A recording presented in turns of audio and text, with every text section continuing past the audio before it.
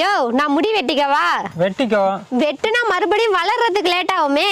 சரி வெட்டிக்காத.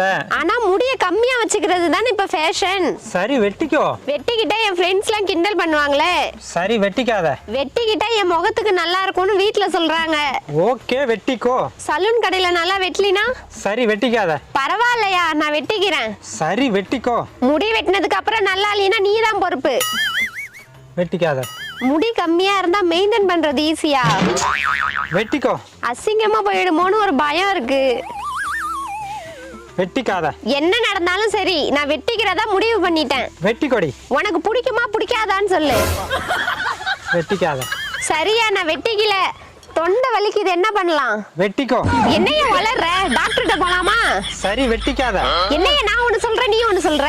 சரி வெட்டிக்கோ. உன்கிட்ட பேசுறதெல்லாம் வேஸ்ட். வெட்டிக்காத. போடா. வெட்டிக்கோ. சும்மா